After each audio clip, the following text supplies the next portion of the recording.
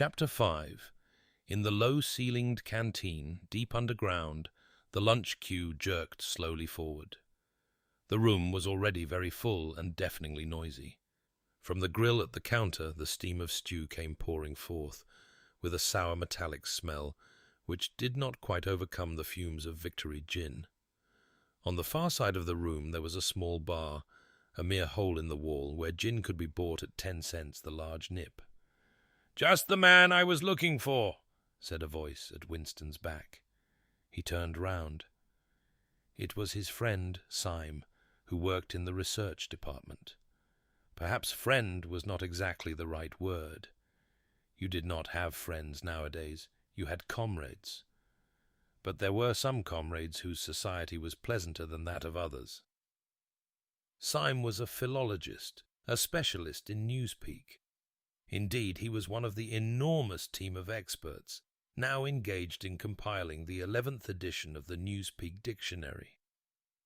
He was a tiny creature, smaller than Winston, with dark hair and large protuberant eyes, at once mournful and derisive, which seemed to search your face closely while he was speaking to you. "I wanted to ask you whether you'd got any razor blades," he said. "Not one," said Winston, with a sort of guilty haste. "I've tried all over the place. They don't exist any longer." Everyone kept asking you for razor blades. Actually, he had 2 unused ones, which he was hoarding up. There had been a famine of them for months past. At any given moment there was some necessary article which the party shops were unable to supply. Sometimes it was buttons, sometimes it was darning wool, sometimes it was shoelaces. At present it was razor blades. You could only get hold of them, if at all, by scrounging more or less furtively on the free market. "I've been using the same blade for 6 weeks, he added untruthfully. The queue gave another jerk forward. As they halted, he turned and faced Syme again. Each of them took a greasy metal tray from a pile at the end of the counter. "Did you go and see the prisoners hanged yesterday?" said Syme. "I was working," said Winston indifferently. "I shall see it on the flicks, I suppose." "A very inadequate substitute," said Syme. His mocking eyes roved over Winston's face. "I know you," the eyes seemed to say. "I see through you. I know very well why you didn't go to see those prisoners hanged." In an intellectual way, Syme was venomously orthodox. He would talk with a disagreeable, gloating satisfaction of helicopter raids on enemy villages, and trials and confessions of thought criminals, the executions in the cellars of the Ministry of Love. Talking to him was largely a matter of getting him away from such subjects, and entangling him, if possible, in the technicalities of Newspeak, on which he was authoritative and interesting. Winston turned his head a little aside to avoid the scrutiny of the large dark eyes. "It was a good hanging," said Syme reminiscently. "I think it spoils it when they tie their feet together. I like to see them kicking, and above all, at the end, the tongue sticking right out, and blue, a quite bright blue. That's the detail that appeals to me." "Next, please," yelled the white-aproned prole with the ladle. Winston and Syme pushed their trays beneath the grill. On to each was dumped swiftly the regulation lunch: a metal pannikin of pinkish-grey stew, a hunk of bread, a cube of cheese, a mug of milkless Victory coffee, and 1 saccharine tablet. "There's a table over there, under that telescreen," said Syme. "Let's pick up a gin on the way." The gin was served out to them in handleless china mugs. They threaded their way across the crowded room and unpacked their trays onto the metal-topped table, on one corner of which someone had left a pool of stew, a filthy liquid mess that had the appearance of vomit. Winston took up his mug of gin, paused for an instant to collect his nerve, and gulped the oily-tasting stuff down. When he had winked the tears out of his eyes, he suddenly discovered that he was hungry. He began swallowing spoonfuls of the stew, which, in among its general sloppiness, had cubes of spongy pinkish stuff, which was probably a preparation of meat. Neither of them spoke again till they had emptied their pannikins.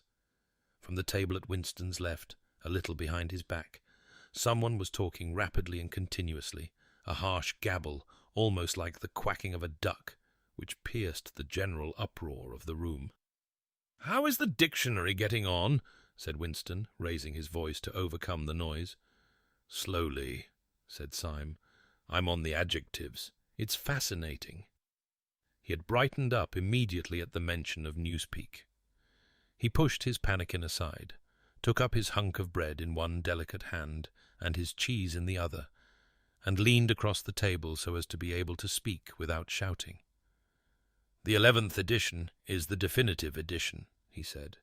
"We're getting the language into its final shape, the shape it's going to have when nobody speaks anything else. When we've finished with it, people like you will have to learn it all over again. You think, I dare say, that our chief job is inventing new words, but not a bit of it.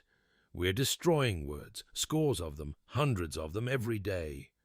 We're cutting the language down to the bone.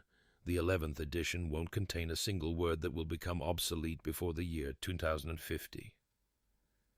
He bit hungrily into his bread and swallowed a couple of mouthfuls, then continued speaking with a sort of pedant's passion. His thin, dark face had become animated. His eyes had lost their mocking expression and grown almost dreamy. "It's a beautiful thing, the destruction of words. Of course, the great wastage is in the verbs and adjectives, but there are hundreds of nouns that can be got rid of as well. It isn't only the synonyms. There are also the antonyms. After all, what justification is there for a word which is simply the opposite of some other word? A word contains its opposite in itself. Take good, for instance. If you have a word like good, what need is there for a word like bad? Ungood will do just as well, better, because it's an exact opposite, which the other is not. Or again, if you want a stronger version of good, what sense is there in having a whole string of vague, useless words like excellent and splendid, and all the rest of them? Plus good covers the meaning, or double plus good, if you want something stronger still. Of course, we use those forms already. But in the final version of Newspeak, there'll be nothing else. In the end, the whole notion of goodness and badness will be covered by only 6 words. In reality, only 1 word. Don't you see the beauty of that, Winston? It was BB's idea originally, of course, he added as an afterthought. A sort of vapid eagerness flitted across Winston's face at the mention of Big Brother. Nevertheless, Syme immediately detected a certain lack of enthusiasm. "You haven't a real appreciation of Newspeak, Winston," he said almost sadly. "Even when you write it, you're still thinking in old speak. I've read some of those pieces that you write in the Times occasionally. They're good enough, but they're translations. In your heart you'd prefer to stick to old speak, with all its vagueness and its useless shades of meaning. You don't grasp the beauty of the destruction of words. Do you know that Newspeak is the only language in the world whose vocabulary gets smaller every year?" Winston did know that, of course. He smiled, sympathetically, he hoped, not trusting himself to speak. Syme bit off another fragment of the dark-coloured bread, chewed it briefly, and went on. "Don't you see that the whole aim of Newspeak is to narrow the range of thought? In the end we shall make thought crime literally impossible because there will be no words in which to express it. Every concept that can ever be needed will be expressed by exactly 1 word, with its meaning rigidly defined and all its subsidiary meanings rubbed out and forgotten. Already, in the 11th edition, we're not far from that point. But the process will still be continuing long after you and I are dead. Every year, fewer and fewer words, and the range of consciousness always a little smaller. Even now, of course, there's no reason or excuse for committing thought crime. It's merely a question of self-discipline, reality control. But in the end, there won't be any need even for that. The revolution will be complete when the language is perfect. Newspeak is Ingsoc, and Ingsoc is Newspeak, he added with a sort of mystical satisfaction. Has it ever occurred to you, Winston, that by the year 2050, at the very latest, not a single human being will be alive who could understand such a conversation as we are having now? Except, began Winston doubtfully, and he stopped. It had been on the tip of his tongue to say, except the proles. But he checked himself, not feeling fully certain that this remark was not in some way unorthodox. Syme, however, had divined what he was about to say. The proles are not human beings, he said carelessly.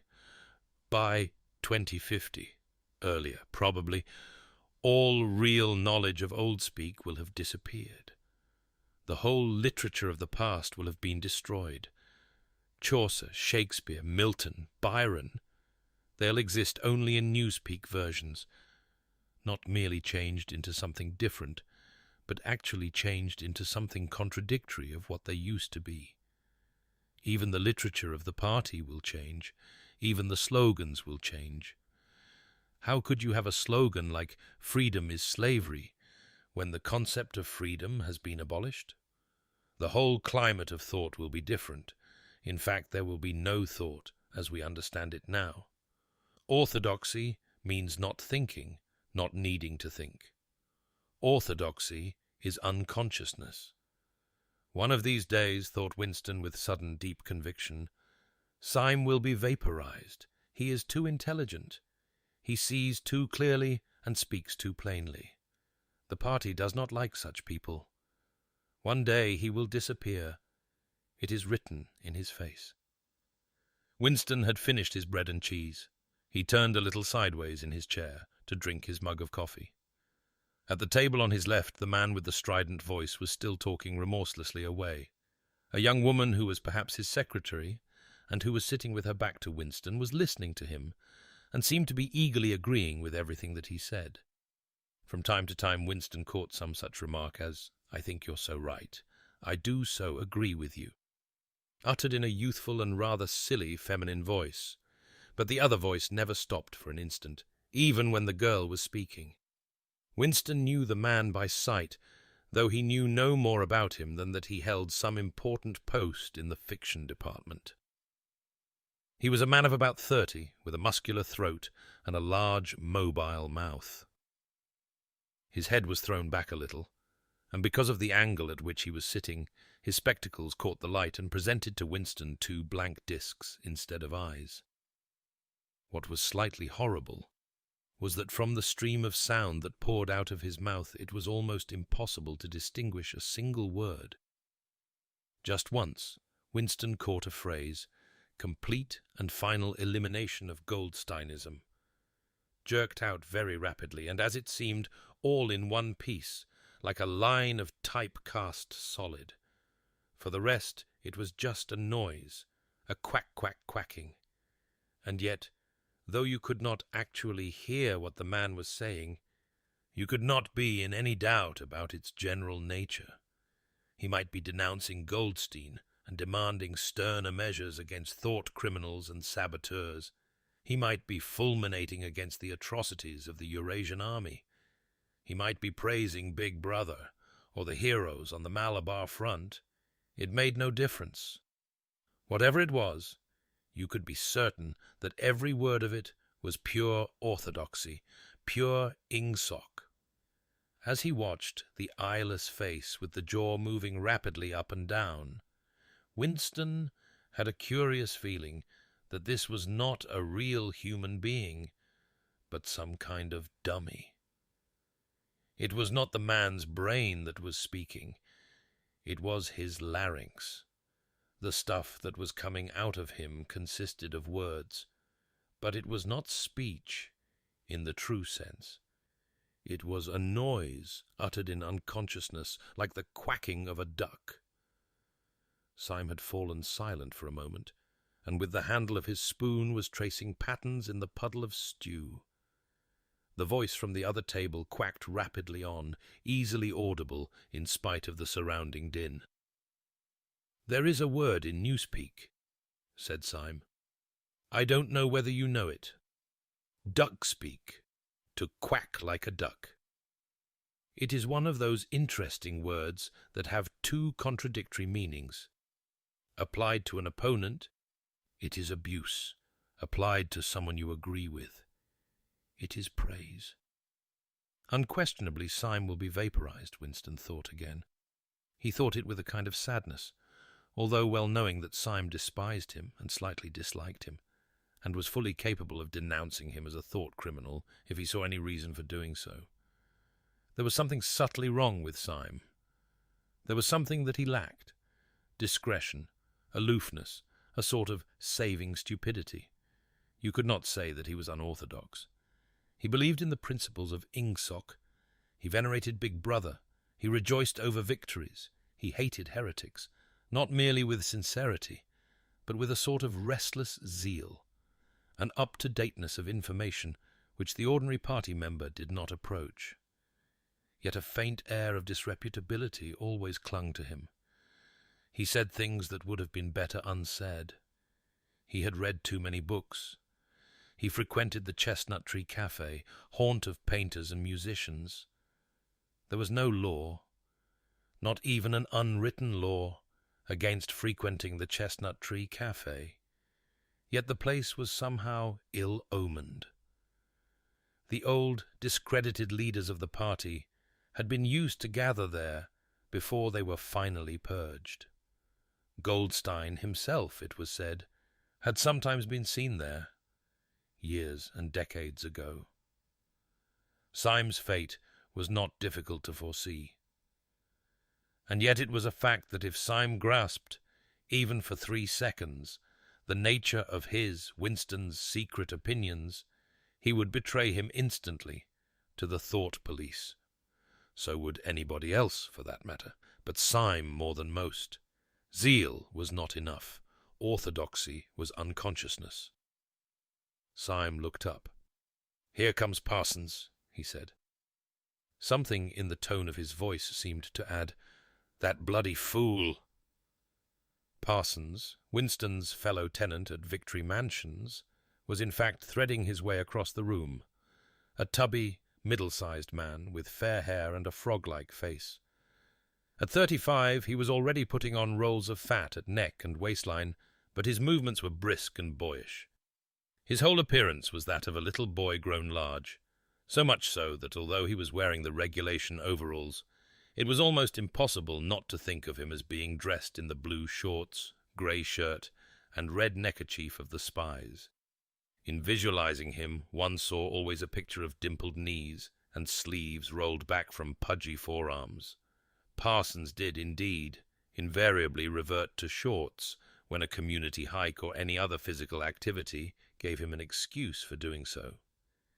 He greeted them both with a cheery, "Hello, hello," and sat down at the table, giving off an intense smell of sweat. Beads of moisture stood out all over his pink face. His powers of sweating were extraordinary. At the community centre, you could always tell when he had been playing table tennis by the dampness of the bat handle. Syme had produced a strip of paper on which there was a long column of words, and was studying it with an ink pencil between his fingers. "Look at him, working away in the lunch hour," said Parsons, nudging Winston. "Keenness, eh? What's that you've got there, old boy? Something a bit too brainy for me, I expect. Smith, old boy, I'll tell you why I'm chasing you. It's that sub you forgot to give me." "Which sub is that?" said Winston, automatically feeling for money. About a quarter of one's salary had to be earmarked for voluntary subscriptions, which were so numerous that it was difficult to keep track of them. "For Hate Week, you know, the house-by-house fund. I'm treasurer for our block. We're making an all-out effort, going to put on a tremendous show. I tell you, it won't be my fault if old Victory Mansions doesn't have the biggest outfit of flags in the whole street. $2 you promised me." Winston found and handed over 2 creased and filthy notes, which Parsons entered in a small notebook in the neat handwriting of the illiterate. "By the way, old boy," he said, "I hear that little beggar of mine let fly at you with his catapult yesterday. I gave him a good dressing down for it. In fact, I told him I'd take the catapult away if he does it again." "I think he was a little upset at not going to the execution," said Winston. "Ah, well, what I mean to say shows the right spirit, doesn't it? Mischievous little beggars they are, both of them. But talk about keenness.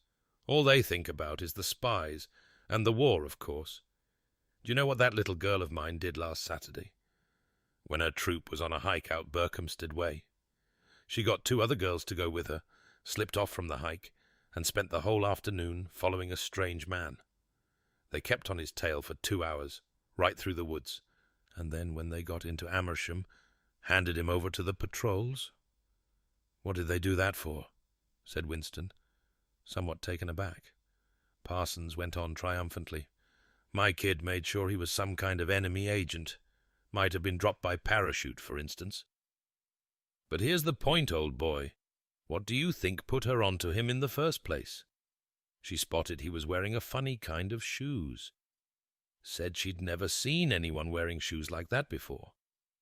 So the chances were he was a foreigner. Pretty smart for a nipper of 7, eh?" "What happened to the man?" said Winston.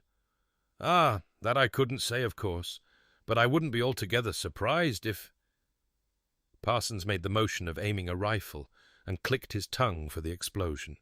"Good," said Syme, abstractedly, without looking up from his strip of paper. "Of course we can't afford to take chances," agreed Winston dutifully. "What I mean to say, there is a war on," said Parsons. As though in confirmation of this, a trumpet call floated from the telescreen just above their heads. However, it was not the proclamation of a military victory this time, but merely an announcement from the Ministry of Plenty. "Comrades!" cried an eager, youthful voice. "Attention, comrades! We have glorious news for you. We have won the battle for production. Returns now completed of the output of all classes of consumption goods show that the standard of living has risen by no less than 20% over the past year."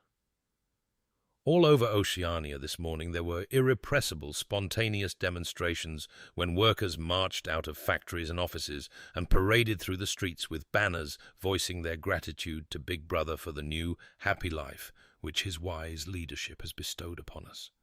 Here are some of the completed figures. Foodstuffs. The phrase, "our new happy life," recurred several times. It had been a favourite of late with the Ministry of Plenty. Parsons, his attention caught by the trumpet call, sat listening with a sort of gaping solemnity, a sort of edified boredom. He could not follow the figures, but he was aware that they were in some way a cause for satisfaction. He had lugged out a huge and filthy pipe, which was already half full of charred tobacco. With the tobacco ration at 100 grams a week, it was seldom possible to fill a pipe to the top. Winston was smoking a Victory cigarette which he held carefully horizontal. The new ration did not start till tomorrow, and he had only 4 cigarettes left. For the moment he had shut his ears to the remoter noises, and was listening to the stuff that streamed out of the telescreen. It appeared that there had even been demonstrations to thank Big Brother for raising the chocolate ration to 20 grams a week. And only yesterday, he reflected, it had been announced that the ration was to be reduced to 20 grams a week. Was it possible that they could swallow that after only 24 hours? Yes, they swallowed it. Parsons swallowed it easily, with the stupidity of an animal. The eyeless creature at the other table swallowed it fanatically, passionately, with a furious desire to track down, denounce, and vaporize anyone who should suggest that last week the ration had been 30 grams. Syme, too, in some more complex way, involving doublethink, Syme swallowed it. Was he then alone in the possession of a memory? The fabulous statistics continued to pour out of the telescreen. As compared with last year, there was more food, more clothes, more houses, more furniture, more cooking pots, more fuel, more ships, more helicopters, more books, more babies, more of everything except disease, crime, and insanity. Year by year and minute by minute, everybody and everything was whizzing rapidly upwards. As Syme had done earlier, Winston had taken up his spoon and was dabbling in the pale-coloured gravy that dribbled across the table, drawing a long streak of it out into a pattern. He meditated resentfully on the physical texture of life. Had it always been like this? Had food always tasted like this? He looked round the canteen, a low-ceilinged, crowded room, its walls grimy from the contact of innumerable bodies, battered metal tables and chairs placed so close together that you sat with elbows touching, bent spoons, dented trays, coarse white mugs, all surfaces greasy, grime in every crack, and a sourish composite smell of bad gin and bad coffee, and metallic stew and dirty clothes. Always in your stomach and in your skin, there was a sort of protest, a feeling that you had been cheated of something that you had a right to. It was true that he had no memories of anything greatly different. In any time that he could accurately remember, there had never been quite enough to eat. One had never had socks or underclothes that were not full of holes. Furniture had always been battered and rickety, rooms underheated, tube trains crowded, houses falling to pieces, bread dark-coloured, tea a rarity, coffee filthy tasting, cigarettes insufficient, nothing cheap and plentiful except synthetic gin. And though, of course, it grew worse as one's body aged, was it not a sign that this was not the natural order of things? If one's heart sickened at the discomfort and dirt and scarcity, the interminable winters, the stickiness of one's socks, the lifts that never worked, the cold water, the gritty soap, the cigarettes that came to pieces, the food with its strange, evil tastes. Why should one feel it to be intolerable unless one had some kind of ancestral memory that things had once been different? He looked round the canteen again. Nearly everyone was ugly, and would still have been ugly, even if dressed otherwise than in the uniform blue overalls. On the far side of the room, sitting at a table alone, a small, curiously beetle-like man was drinking a cup of coffee, his little eyes darting suspicious glances from side to side. How easy it was, thought Winston, if you did not look about you, to believe that the physical type set up by the party as an ideal, tall, muscular youths and deep-bosomed maidens, blonde-haired, vital, sunburnt, carefree, existed and even predominated. Actually, so far as he could judge, the majority of people in Airstrip 1 were small, dark, and ill-favoured. It was curious how that beetle-like type proliferated in the ministries, little dumpy men, growing stout very early in life, with short legs, swift scuttling movements, and fat, inscrutable faces with very small eyes. It was the type that seemed to flourish best under the dominion of the party. The announcement from the Ministry of Plenty ended on another trumpet call and gave way to tinny music. Parsons, stirred to vague enthusiasm by the bombardment of figures, took his pipe out of his mouth. "The Ministry of Plenty's certainly done a good job this year," he said with a knowing shake of his head. "By the way, Smith, old boy, I suppose you haven't got any razor blades you can let me have?" "Not one," said Winston. "I've been using the same blade for 6 weeks myself." "Ah, well, just thought I'd ask you, old boy." "Sorry," said Winston.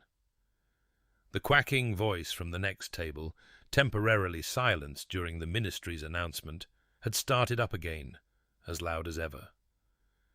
For some reason, Winston suddenly found himself thinking of Mrs. Parsons, with her wispy hair and the dust in the creases of her face. Within 2 years those children would be denouncing her to the thought police. Mrs. Parsons would be vaporized. Syme would be vaporized. Winston would be vaporized. O'Brien would be vaporized. Parsons, on the other hand, would never be vaporized. The eyeless creature with the quacking voice would never be vaporized. The little beetle-like men who scuttle so nimbly through the labyrinthine corridors of ministries, they, too, would never be vaporized. And the girl with dark hair, the girl from the fiction department, she would never be vaporized either. It seemed to him that he knew instinctively who would survive and who would perish, though just what it was that made for survival it was not easy to say. At this moment he was dragged out of his reverie with a violent jerk. The girl at the next table had turned partly round and was looking at him. It was the girl with dark hair. She was looking at him in a sidelong way, but with curious intensity. The instant she caught his eye, she looked away again. The sweat started out on Winston's backbone. A horrible pang of terror went through him. It was gone almost at once, but it left a sort of nagging uneasiness behind. Why was she watching him? Why did she keep following him about? Unfortunately, he could not remember whether she had already been at the table when he arrived, or had come there afterwards. But yesterday, at any rate, during the 2 minutes' hate, she had sat immediately behind him when there was no apparent need to do so. Quite likely her real object had been to listen to him and make sure whether he was shouting loudly enough. His earlier thought returned to him. Probably she was not actually a member of the thought police, but then it was precisely the amateur spy who was the greatest danger of all. He did not know how long she had been looking at him, but perhaps for as much as 5 minutes, and it was possible that his features had not been perfectly under control. It was terribly dangerous to let your thoughts wander when you were in any public place, or within range of a telescreen. The smallest thing could give you away. A nervous tic, an unconscious look of anxiety, a habit of muttering to yourself, anything that carried with it the suggestion of abnormality, of having something to hide. In any case, to wear an improper expression on your face, to look incredulous when a victory was announced, for example, was itself a punishable offence. There was even a word for it in Newspeak. Face crime, it was called. The girl had turned her back on him again. Perhaps after all she was not really following him about. Perhaps it was coincidence that she had sat so close to him 2 days running. His cigarette had gone out, and he laid it carefully on the edge of the table. He would finish smoking it after work, if he could keep the tobacco in it. Quite likely the person at the next table was a spy of the thought police, and quite likely he would be in the cellars of the Ministry of Love within 3 days, but a cigarette end must not be wasted. Syme had folded up his strip of paper and stowed it away in his pocket. Parsons had begun talking again. "Did I ever tell you, old boy," he said, chuckling round the stem of his pipe, "about the time when those 2 nippers of mine set fire to the old market woman's skirt because they saw her wrapping up sausages in a poster of BB? Sneaked up behind her and set fire to it with a box of matches. Burned her quite badly, I believe. Little beggars, eh? But keen as mustard. That's a first-rate training they give them in the spies nowadays. Better than in my day, even. What do you think's the latest thing they've served them out with? Ear trumpets for listening through keyholes. My little girl brought one home the other night. Tried it out on our sitting-room door and reckoned she could hear twice as much as with her ear to the hole. Of course it's only a toy, mind you. Still, gives them the right idea, eh?" At this moment the telescreen let out a piercing whistle. It was the signal to return to work. All 3 men sprang to their feet to join in the struggle round the lifts, and the remaining tobacco fell out of Winston's cigarette.